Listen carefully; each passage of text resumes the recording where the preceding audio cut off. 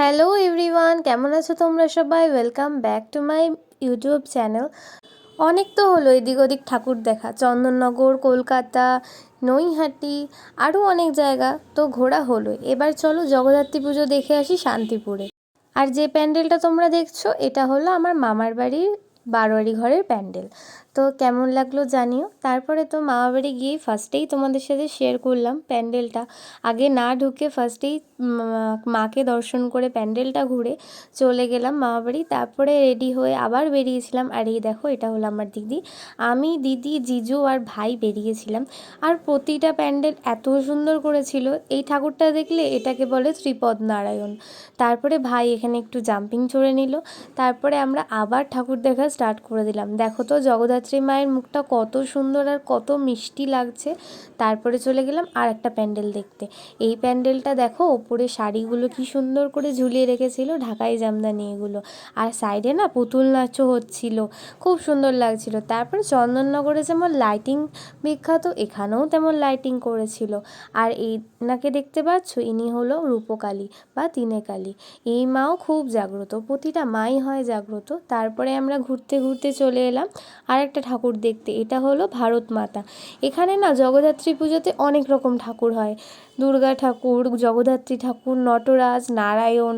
আর সব ঠাকুরেরই কিছু না কিছু গয়না আছে, অনেকই গয়না। যাই হোক, এই ঠাকুরটা দেখতে এসে প্রসাদও পেয়ে গেলাম। আরও অনেক জায়গায় প্রসাদ দিচ্ছিল, সেগুলোও খেয়েছি। মিহিদানা, তারপরে খিচুড়ি, তারপরে মাখা সন্দেশ, আর তারপরে চলে গেলাম ফুচকা খেতে। আর এই দেখো, এটা হলো আমাদের মামাবাড়ি পাড়ার বারোয়ারির প্যান্ডেল, কৃষ্ণ কালীতলা বারোয়ারি। এখানে হচ্ছিল মাদল নাচ।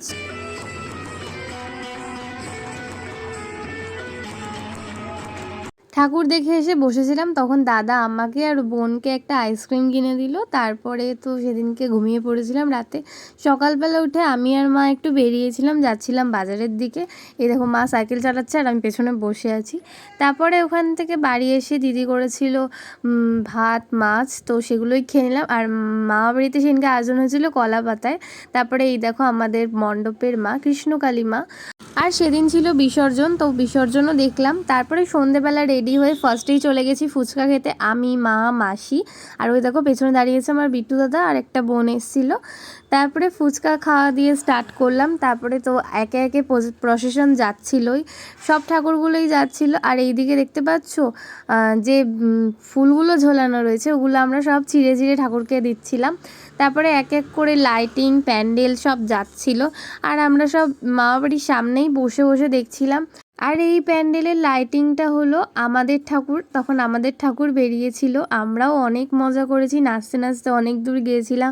সেই ভিডিও ক্লিপগুলো আর নেওয়া হয়নি। তারপরে এত বড় বড় লাইটিং যে আমরা যেখানে বসেছিলাম সেখান থেকে উঠে উঠে চলে আসতে হচ্ছিলো, রাস্তা আটকে যাচ্ছিলো, যেহেতু ছোট জায়গা, প্যাসেজ ছোট। তারপরে তো সারা রাত জেগে ঠাকুর দেখেছিলাম, আর ঘুমে তো চোখ তাকাতে পারছিলাম না। আর এই জগদ্ধাত্রীটা দেখো কত সুন্দর আর কত বড়।